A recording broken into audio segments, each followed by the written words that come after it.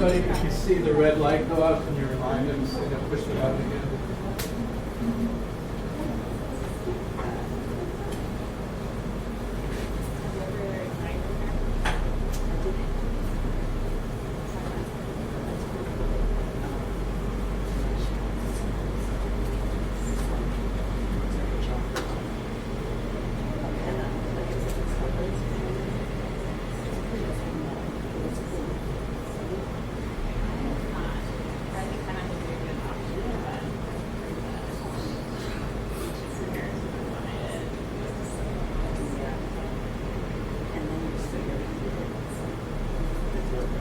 All right. So I'll start this session. Thank you for coming to my session. I'm going to talk to you about brand experiences, going from brand experiences to brand relationships, so you're in the right spot. So to start off, I really want to talk to you about, there's two kinds of marketing nowadays. The first kind is the kind that interrupts you, that seeks to gain your attention by any means possible. And it will do things like be inappropriate, use technology in new technology in an old school way, like to create spam. Or like yesterday, I was at a website looking for socks, and after about 5 seconds on the website, a pop-up came up asking for my email, promising 15% off my order, but I hadn't even looked at anything yet. It was at the wrong time. It was out of sync with what I was doing. It wasn't understanding my position in the experience, and it wasn't really trying to bring value. It was trying to get my email and trying to get me on their email list and engage with me and maybe spam me and start sending me way too many emails. And I bet everybody has been in this type of situation where you said, okay, yeah, I'm going to do it, and then you didn't get anything from that company, and now you're in this endless cycle of trying to protect your email content from all the companies that are trying to spam you. The other type of marketing is one that seeks to create value, seeks to build a relationship with you, seeks to constantly bring something to the table that you need.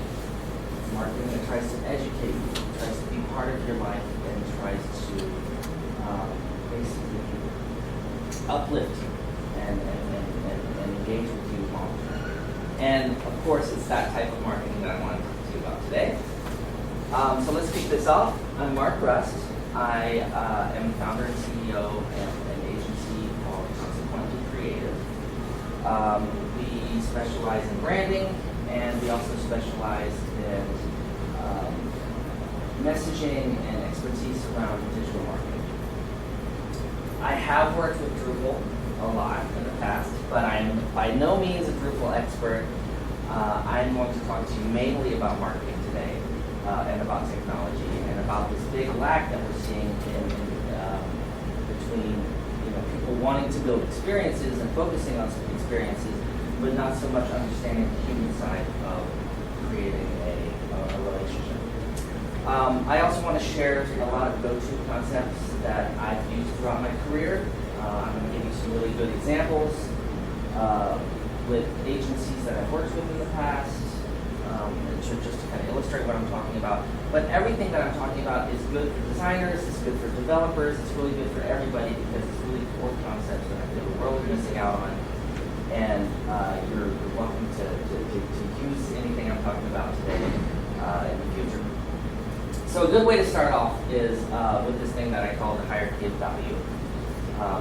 A little bit similar to Maslow's hierarchy of needs, but this can be more applied to websites, products, or any type of thing that you're trying to sell and attract people to. So at the bottom of the pyramid, we have function. So that means that if you have two products and they both do the same thing, well, we're going to go with the cheaper one. And then when you go above that, you have connection. And connection is really about having products that allow you to interact with other people, or allow you to meet people through that product, or see that other people like you are using that product, or people that you want to be like are using that product.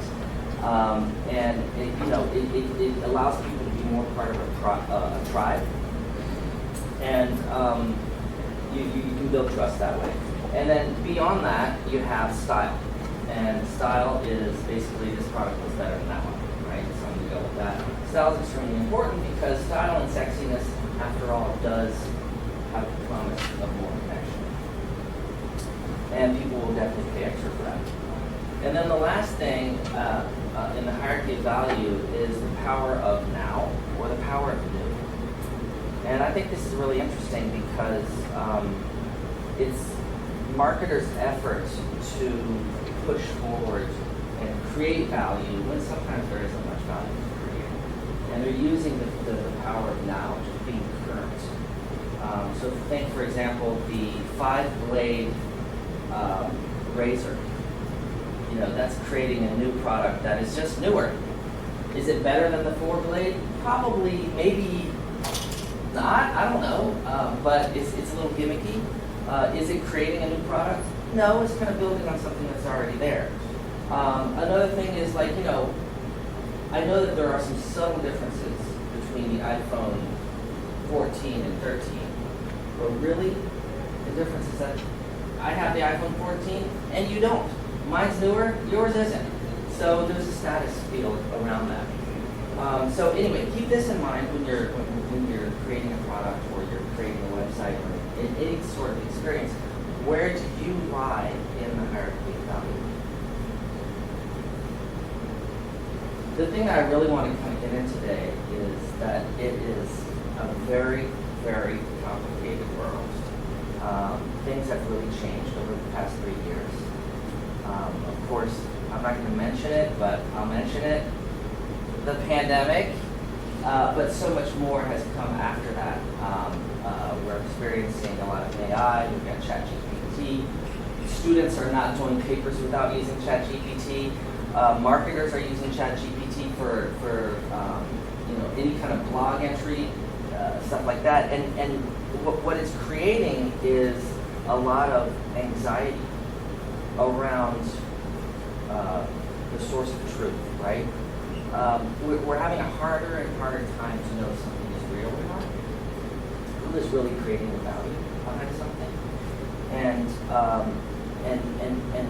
it's really affecting the way people are making decisions around the products that they're choosing, and it's affecting the how they relate to products.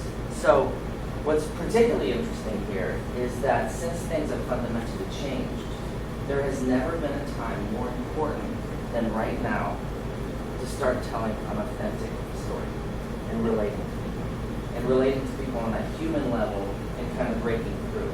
A lot of people have always said that, you know, oh my gosh, you know, you as a marketer, you know, your job's going to go away because of AI.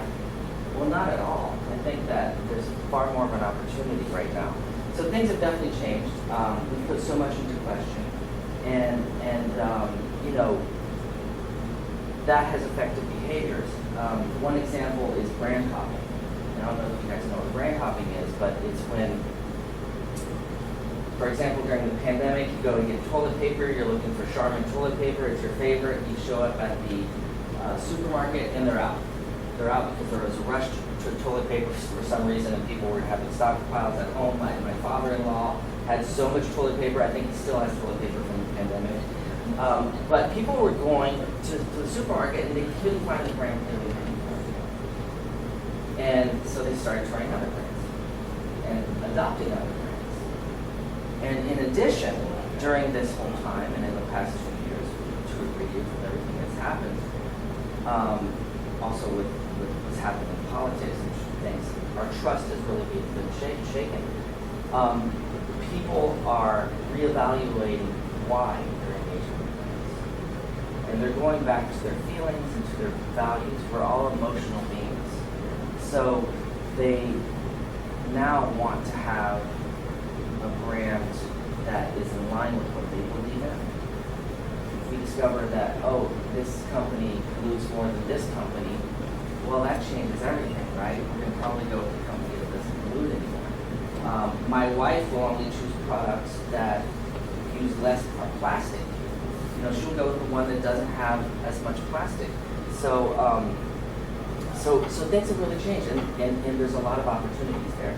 And then the last thing I'll leave you with is that we've heard about, all the generations are different, Generation Z, millennials, etc. One thing that's clear about the younger generations as we look into them more and more, and this intensifies by generation. Millennials did not want to, are a group that don't want to be told what to do. They want to learn as they go along. They want to learn as they're experiencing a brand or a company. Same thing with Generation Z, and I think that this is intensifying even more. So today, yes, I'm going to talk to you about brand experiences to brand relationships. I'm not negating brand experiences. Of course, brand experiences are important, but it's not just the focus on the experience. It's not just the focus on, a call to action, making sure that people are going down a page and clicking on the buy button, right? It's also what you're doing as a result. Are you building a relationship with that audience? And are you going for something deeper? And I'm going to go into exactly what all that means. I just want you to understand that the opportunity is huge, and we're going to explore this together. So how do we get there? We start with relevance. Relevance in marketing is really important, and it's often something that companies overlook. Are they relevant now? Are they in tune with their audience? Because things change. People change. People evolve. Their needs change. And the way they want to interact with you or the way they do interact with you is going to change. But when I think about relevance, relevance is about being human. It's ultimately about me relating to you and treating you in a certain way. A great way to look at this is to imagine that you're on a date. And I don't know if you know the author Simon Sinek, but I had seen a video of him once, and he kind of illustrated this, and I'll replicate it a little bit. Imagine that you're on a date, and the person that you're going out on a date with starts talking as the first date. And this person says, "You know what? I'm awesome. I have a big house. You should come over. You should see my huge house. Okay. I've also have about 4 or 5 cars. I've got a lot of friends, and I've got tons of money in the bank. Really tons. I'm an awesome, awesome person. Would you want to date this person? Would you want to talk to this person anymore? Probably not. So, if that is the case, then why is it okay for companies to do that? Why is it okay for companies to just, on their homepage, boasting about them one direction? It's a one-way street. It's all about me boasting about me, and that's it. And if you like it, great. And if it's not resonating, well, I don't care, right? That's not acceptable anymore. People don't want that anymore, okay? And I don't care if you're a marketer or a designer or a developer. You should be conscious about this type of stuff and really work on that stuff. It's all about, of course, identifying your audience. I don't know if some of you are either experienced designers, but identifying the audience is one thing, and then secondly, it's also about creating stories that drive. When I talk about identifying your audience, it's not just saying, okay, my audience is this type of person. It's also understanding their values, their aspirations, and what makes them tick. So I'm going to show you two really good examples of projects that I've worked on in the past. This is with a past agency, and this first one's with Simmons University. At the time it was Simmons College. But now they're Simmons University, maybe it's because of the work I did. But anyway, Simmons University prided themselves in being an all-women's undergraduate school. And their marketing reflected that. The grad school is co-ed, but the undergrad is all women's. And a lot of their messaging and marketing was all about that. And when we dove into the audience and we interviewed some of their audience and tried to understand what their drivers were, we found out that they were attracted to Simmons because of the academics, the professors that they read blogs about and reach out to, because of the curriculum. And finding that out was really interesting because they chose Simmons College in spite of it being an all-women's school. And this changed everything. So we ran I ran a messaging workshop with them where we started going on and selecting other topics. One great topic that came out of there as a driver for their marketing campaigns was leadership by design. which focused on the fact that being a leader is about being great at everything you do. You don't have to be a CEO to be a leader. You can be anything else to be a leader. And then finally, what was really good for Simmons University is that it put them on a very, very different level, and it allowed Simmons to start competing with the other colleges in Fenway. If you're from Boston, you know what Fenway is. It's not this area. This area of Boston. They have colleges up in Fenway, that Simmons is part of. The next example I wanted to show you is work I did with the ASPCA. The ASPCA, I know you all are all familiar with it, but it is an organization that lives on donations, and they really count on people going online, interacting with them, and donating. This is a great example where, oh yeah, clicking on the Buy Now button, Donate Now button is extremely important. Yes, the experience is very important, and we studied a lot of that. But as we dove into the audience and interviewed the audience, we discovered that there's cat people and there's dog people. And cat people like cats more and really think that cats are superior beings, and dog people feel the same way about dogs. But what we did is that and I think this was a Drupal website, in the technology we started allowing people to self-select who they were by the type of articles they looked at, the images that they clicked on, thereby creating a personalized experience that would identify them as a cat person or a dog person, and creating more of a cat experience if it was a cat person, or a dog experience if it was a dog person. This was really interesting because it had a huge effect on donations, and it boosted them a lot. It was really, really important for the ASPCA. Keeping your values front and center and identifying with those values is really important. The more you align with your audience's values, the closer you're going to be with that audience. And the next example I want to show you is an example for a senior living company that I worked with a past agency for a long, long time, and I got to know them very, very well, and I got to know their audience very, very well.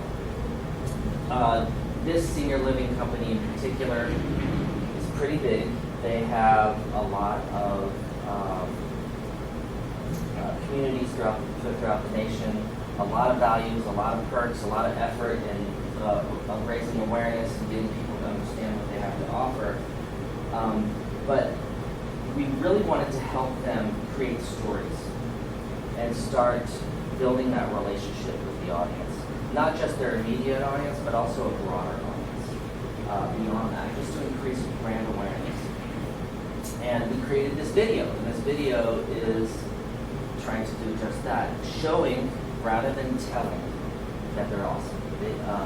Their website is there to say, hey, this is all of our benefits, this is why we're fantastic.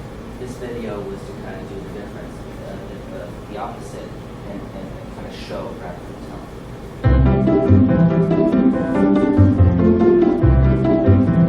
Today we're surprising our residents with puppies.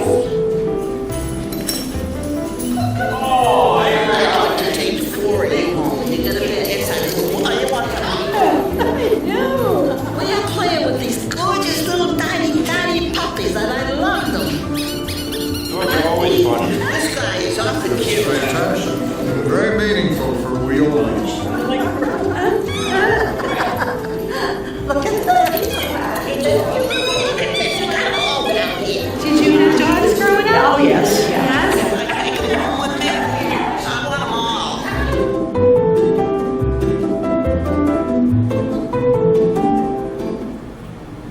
So it was a really successful video. It went viral, and it's still on their YouTube channel. It is still the #1 video. So that was just a great example of kind of a show don't tell that we talked to clients about.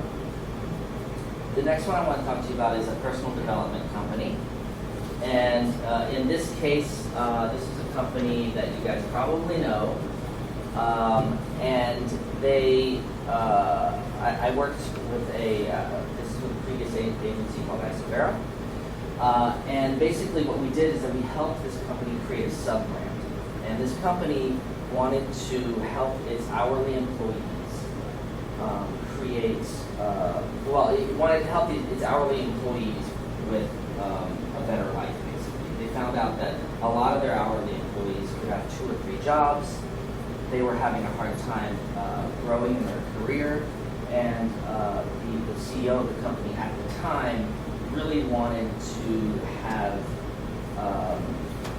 an area where people could choose to get more training, learn more, get mentorship, possibly even go to college, all free, all paid for by the company, and so they could stay with the company and it would really turn into something fantastic for their lives. In order to do that, in order to be authentic, we wanted to show these hourly employees in their environment. We did a fantastic photo shoot to illustrate that. I had a chance to use my wife, who is a storyteller photographer, and we featured all of that in this sizzle video that kicked off the whole initiative. And here it is.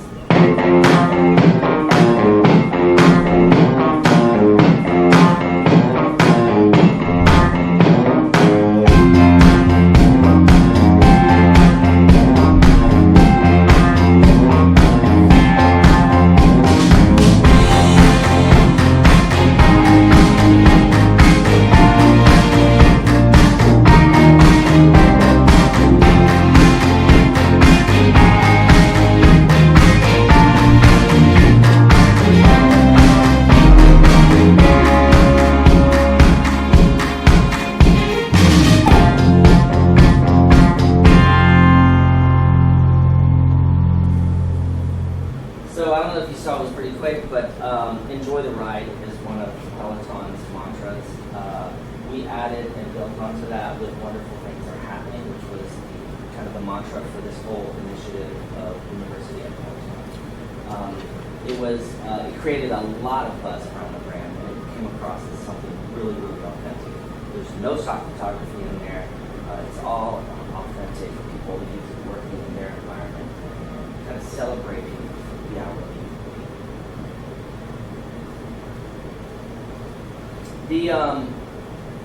The next concept that I use a lot, and kind of to start what environment does creating a brand relationship start in, is something I like to refer to as the mindset of the modern marketer. And the mindset of the modern marketer is this: is that I'm going to create value in everything I do. And every time I come into contact with my audience, I'm going to try to bring value. I'm not going to interrupt them. Think of the big number 2 at the beginning of this talk, where I was talking about those 2 distinctly different types of marketing. The mindset of the modern marketer is really there to create value. It also realizes that as you bring value over and over, this will translate to trust. And trust is absolutely priceless in the world that we're living in, the crazy world that we're living in. Trust is something that can kind of break through a lot of things and start building a relationship.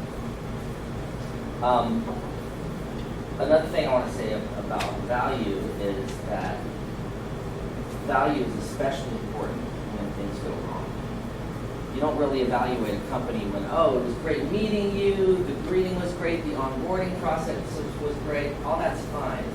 It's when you have a problem and you need to call customer service and you wait on the line and you're frustrated. How do they treat you then, right?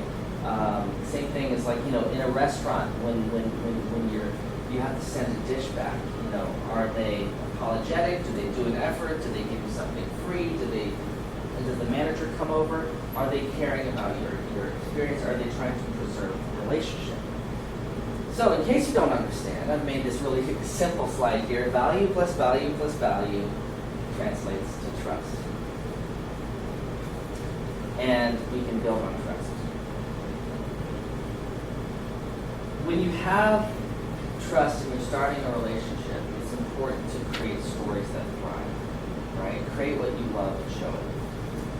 The significance of storytelling and marketing is so important because we are humans with needs, and we are emotional, and we react to emotional things. So you want to create those stories that kind of push your brand forward, but also carry your brand too. there's stories that are interesting enough, people remember them, and they tell them to somebody else, and it goes on and on. And I'll give you some examples in a little bit. The more you align your story with your values, the more impact you're going to make. There's some stories that we probably all have, but I'll share mine with you. From childhood to just remembering them. For example, Kellogg's cornflakes. I don't know if you guys know that story, but Dr. Kellogg's or Mr. Kellogg's had left these flakes in the oven a little bit too long, and they got way too crispy. He didn't want to throw them out. He mixed them with milk, and that was the beginning. It was the birth of modern cereal, basically. Those kind of stories are really interesting, and they thrive when you tell other people. Next time you guys are going to see somebody eating cornflakes or cereal, you can tell them the story. Or Coca-Cola, the story about Coca-Cola. We know that, when I was a kid, I heard that Coca-Cola was, the secret recipe for Coca-Cola is locked in some vault somewhere, and only 2 or 3 people know about it. And then lastly, one thing that is just dear to me is the Goodyear blimp.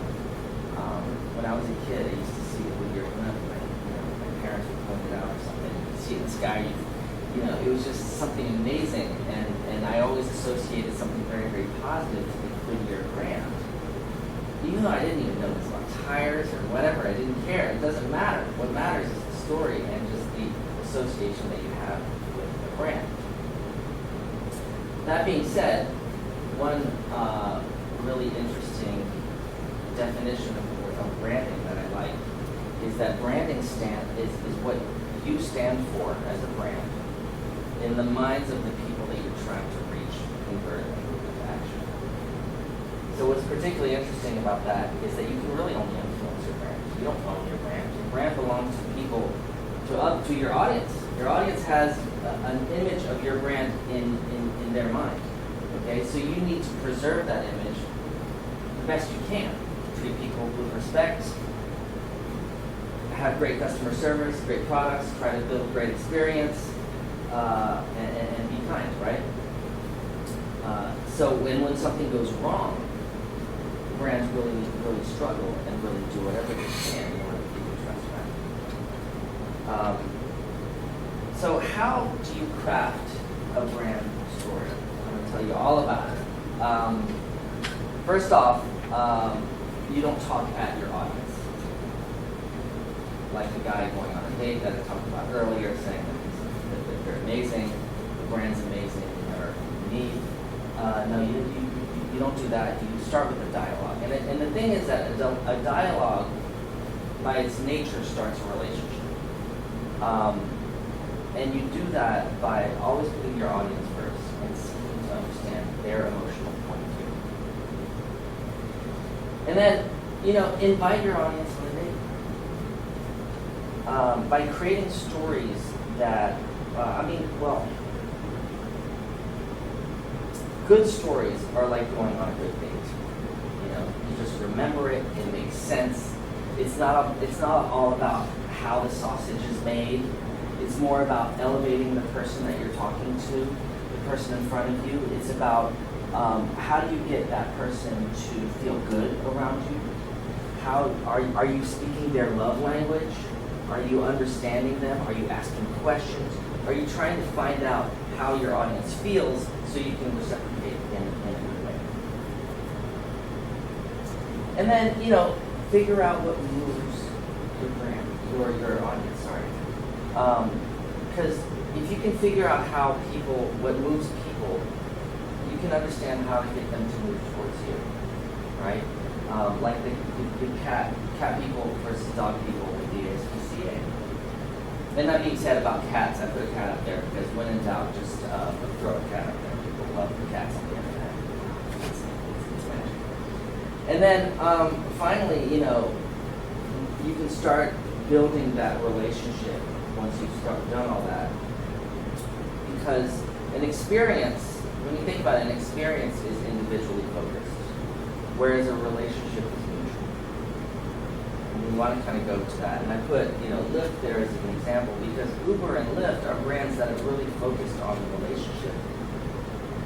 Probably because they had to, because you step into an Uber and you're there directly with the driver, and that driver is there to preserve a relationship, to nurture a relationship around the brand and around the experience.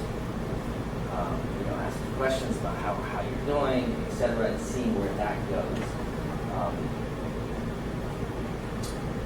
And then finally, talking about cars, put your audience in the driver's seat. Show, don't tell. And when you do that, when you give your audience the tools and the ideas so they can experience your brand, experience the stories and listen to the stories that you're telling them, now you're allowing your audience to interpret your brand. And that's where I'm going back to my definition of branding. That branding is what you stand for in the minds of your audience, right? So you're allowing people, you're giving people the right tools to interpret your brand. And when people have interpreted their brand in the right way, what will happen is they'll start talking about it and things will change. So merging business goals with audience needs, that's something that we need to go back to. This has a lot to do with strategy. How do we get there, right? I'm talking about great ideas, great concepts. Okay, beautiful. Oh gosh, you told us some great stories about brands. It's making me smile. I'm happy we saw those videos. Okay, now what? How do we really get there? Well, the way you get there is through strategy. And my definition of strategy is this. You have your business objectives, meaning what the CEO or what your boss wants you to do. Well, what are we trying to do? We're trying to sell more widgets, right? And then you have your audience needs on the other side, right? And how you get there is with strategy. I'm not sure if you're familiar with this method, but it's called the POST method. The POST method is the right way to look at technology and to look at strategy. So POST, it starts with people, obviously it's your audience, your objectives, then you go to your strategy, which is how do you get your people to understand, to get to your objective, and then finally you use technology.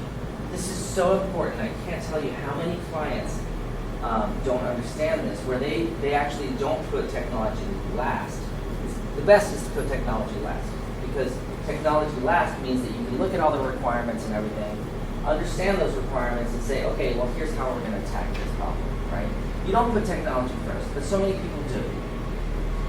Like some people might say, oh, I heard that Drupal is the best. Let's have a Drupal website first, okay? And then let's talk about our needs. Well, that's not cool at all. It's not, and it's not because something's popular. Like right now, Threads. We've all heard about, you guys heard about Threads? Threads just came out. We should be on Threads. We should absolutely be on Threads. We should start talking on Threads. For those of you who don't know what Threads is, it's the new Instagram, Twitter response. It doesn't make sense to do things that way. It makes sense if your audience is there. Your audience is there, yes, you should be there. Your audience is there, yes, you should advertise on Facebook. But otherwise, you shouldn't. One good example that came to mind is that a few years back I was working with John Hancock Life Insurance. And John Hancock Life Insurance was doing, when we first met with them, we were talking about we were tasked with redoing the website and user experience, and they were saying, oh, we're already on Google, we're doing ads on Google, it's fantastic. So we went and we looked at their Google ads for life insurance. And you guys probably don't know this, but cost per click for life insurance on Google in Boston is about $60 per click. And it was leading people to a page that did not sell life insurance. So they put the technology first, they put the ideas first, but the actual experience was lost. It's important to balance things out. And I put this up here because this is the way I like to look at information architecture. Information architecture is kind of like a scale. On one side of the scale, you have all the information that you want to convey to your audience. And on the other side of the scale, you have all the attention that your audience has to spare. So if you have tons of information, I'm going to have very, very little attention for all those bits of information. And if it's not clear enough, it's going to be frustrating, it's going to cause anxiety. I'm not going to engage with your brand. I'm going to close the browser, I'm going to leave the store, and I'm never going to look back. Right? On the other hand, if it's in the other direction, and I have a lot of attention to spare for very, very little information, well, that information better be rock solid. It better be really, really well written, and it better bring some magic. And what I mean by magic is perfect headline, perfect imagery. That's the power part. And then I put this up here because I use this with a lot of clients. This is the some colorful golden circle. Some of you never seen this before. Yes? Okay, great. Well, it'll be a refresher for those who haven't seen it before. The golden circle is about this why, how, what exercise that shows the difference between a remarkable approach to business and a conventional one. So the conventional approach to business is, what do we do with the product? How we do it is put it together. Why we do it is for money and for market share. So I'll make it really concrete. Let's say that we make milk, sell milk, right? What do we do is milk. How we do it is with cows. Why we do it is to feed our families, right? So let's say that all of us together, we own a farm. And if I flip that and you start with why versus starting with what, it's a very, very different story that starts developing. So if we own this farm and we're creating milk, why we have it? Well, maybe we have it because this was given to us by our parents or our grandparents. We really care about it. It's a family farm. How we do it is with cows, of course, but our cows are going to graze on a field. They're going to graze on an open field. We're going to name these cows. We might even invite families over on the weekends to come feed the cows, come look at the cows, come visit the farm. And what you get is a remarkable product, something very different. It's probably going to be an organic one. You might have a story on the side of the cart. Yes, it's going to be more expensive, but people buy this milk for different reasons. They buy it because it's valuable to them, and we can relate to it. So that's that difference. When you start with why, you really uncover a remarkable story rather than starting with what. Brand relationships create deeper connections. And I had to show this today, because today's the day that the Barbie movie's coming out. We've all heard about Barbie core. Whether you like it or not, you have to admit that they have created a remarkable marketing machine around Barbie. It's really good. In this case, this is the Burger King sandwich. You guys can rush out to try this later on today. It's a great example because Mattel has used Barbie and they kept something very personal going on. It's effective because it appeals to our nostalgia. Again, talking about branding, we all have a different image of what Barbie represents in our minds. But so the only thing that Mattel is doing, and Burger King and all these other companies that are jumping on this marketing bandwagon, is that they're just building on that platform that already exists and building new stories that you actually want to talk about. Oh my gosh, I cannot believe that Burger King has a pink burger. Have you seen the pink burger from Burger King, right? It's a really great example of building on something and kind of creating stories that thrive. So, again, I've told you a lot of cool things, but what is the right approach? What if I don't have ideas? What if I'm not creative? What if my project is in a total gridlock? What am I to do? Well, this might be a question. Our project isn't catching on. How do we promote it better? That is the wrong question to ask. And I'm going to walk you through what the right question to ask is. And it's this. We're making a change. How do we find the right audience for kids?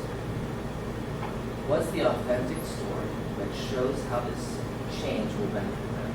How do we inspire them to share it with others? And I realize this is one hell of a mouthful, so I'm going to break it down for you. If we start with, we're making a change. First off, any project that seeks to maintain the status quo is going to be very, very difficult to grow. So being clear about the fact that you're here to make a change is the best first step in a project. Then, how do we find the right audience who cares? First off, you need to realize that you can't please everyone. It's very difficult to have a campaign, have a product that is a general product for everyone. Because when you have a general product, you're competing on price only, and you're not differentiating yourself enough. So finding that audience who cares is trying to focus on a niche audience, or trying to focus on people and aligning your product or your experience with their values. So who is that someone that you're looking for? What are their wants? What are their desires? What are their fears? And how do we shift from a general idea to something very specific? And then, what's the authentic story? And when I say authentic story, what is the true, right story? Because marketing is never about the experience or just the description of something. It's really about it's about the values behind it. It's the story that we tell ourselves about that product that is so important. Stories allow people to relate to things. They allow people to see status in something and engage and build on it.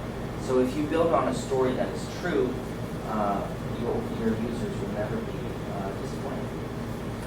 And then, how do we have a story that shows that this will change and benefit them? It's all about me, okay? It's the me generation. I don't care about other people. I care about me. How is this going to affect me as a person, right? That's how I'll engage with the product. And ultimately, you need to show your audience that you care and that you are bringing value. I mean, the opportunity here really lies in helping people get what they want.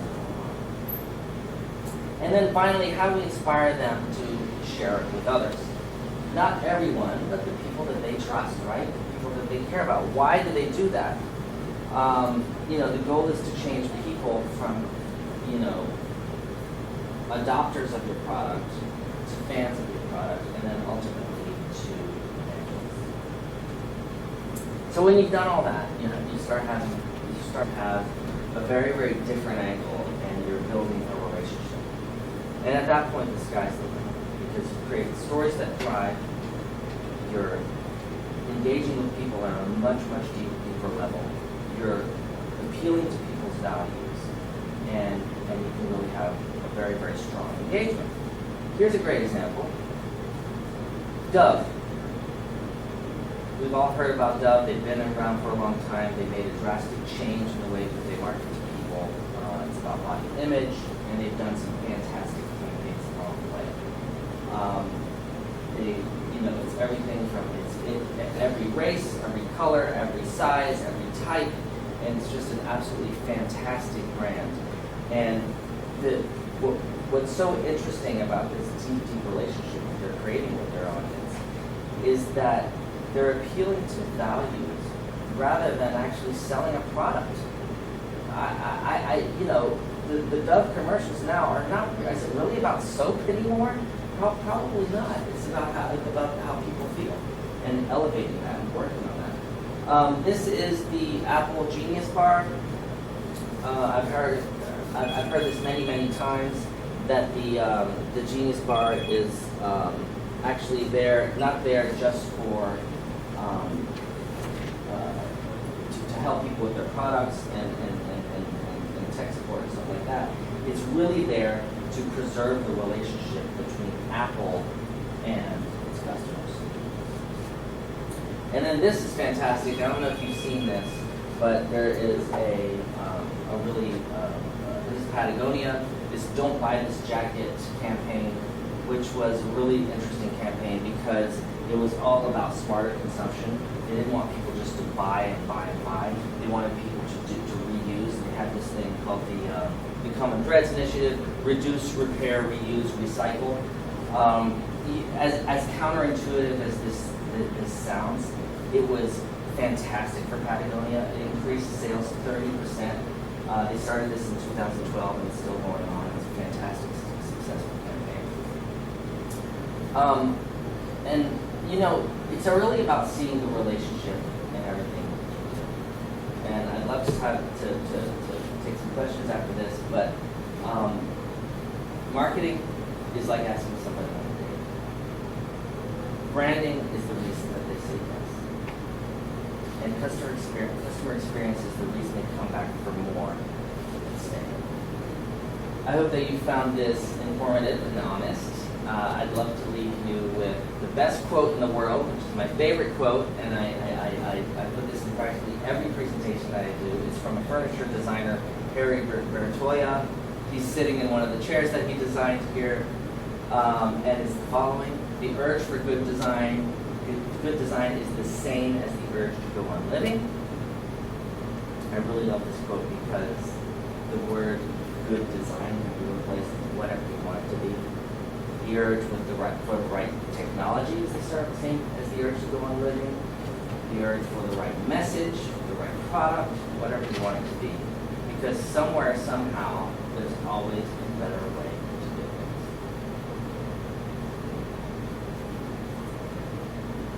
If you have any questions, I'd love to hear. Answer them. Yes. Okay, so for me, she got you with the actually for me, coming from a background in design and learning marketing at a young age, one of the things that I've learned, especially from personal life experience rather than like school experience, is that when I was trying to figure out marketing on its own, people always told me that, oh, you have to make something that is appealing to people, that is going to make a person come to you and this and that and the fourth. And the major thing that I figured out at that point was, should I be making or marketing something to appeal to people, or something that makes people want to continue using the product or buying the product, or just feeling like the product was meant for them, rather than something that's just like, oh, I can have this for this one period, then throw it away and never use it again. So that's what was kind of iffy to me, is either branding a product for somebody to use it for one time, or branding a product for somebody to always want to have it and continue going on with it. That's the two things that kind of messed me up with marketing in a whole. Is either if you brand it to just appeal, or brand it to, it's like quantity over quality type of thing. Yeah.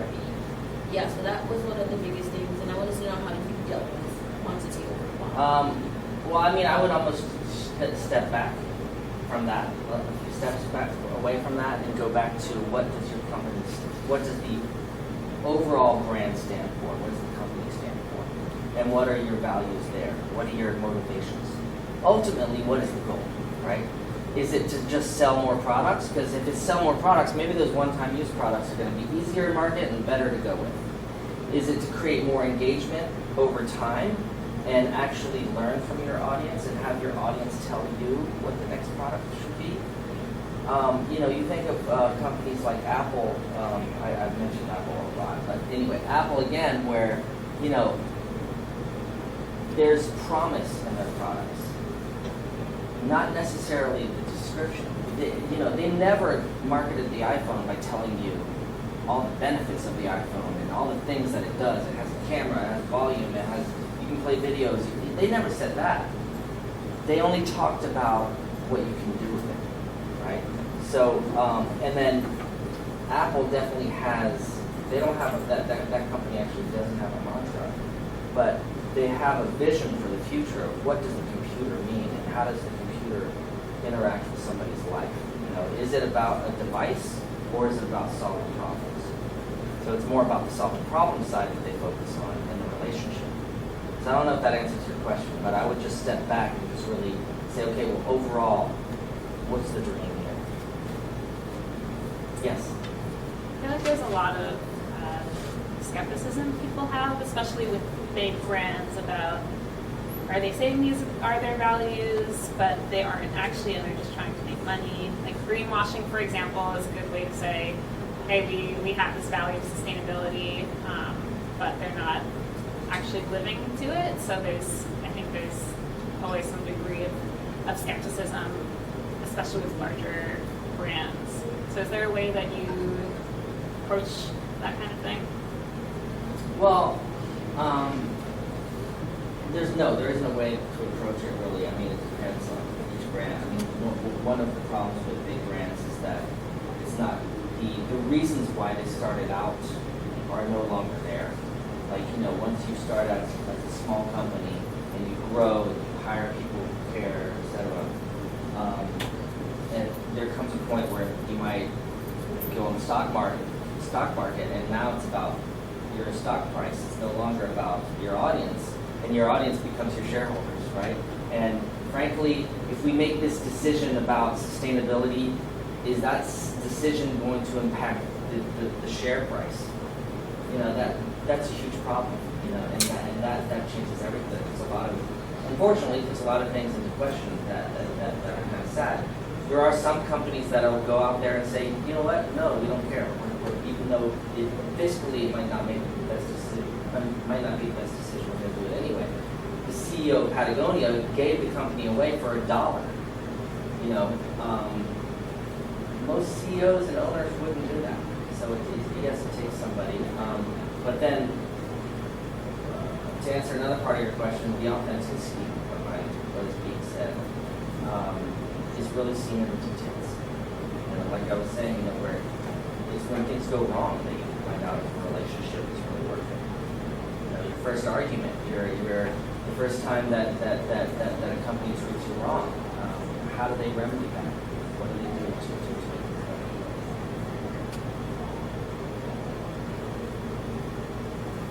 Great. Well, thank you guys very much. I hope you enjoyed it.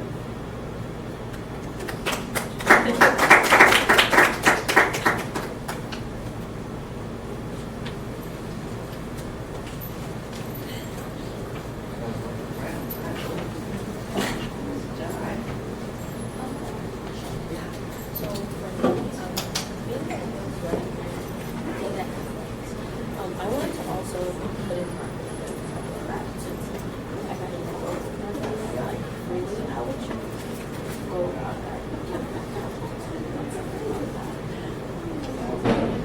Like having data as a Well, data is definitely always great. no, marketing.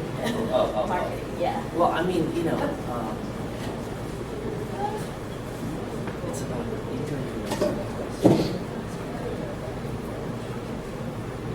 so, digging into why you're trying to differentiate why, the reasons that kind of get you out of the gut. So you're at an advantage because you can use your data to back that up. And build a story around the data. A lot of people will just, put the data out there saying, hey, 60% of the people says this and 50% says that, whatever. But there's some stories around it. So creating these stories is the secret about show me rather than tell me. Oh, that's one of my biggest assets. Okay, you got it. Yeah, because one, I was trying to get into the marketing field.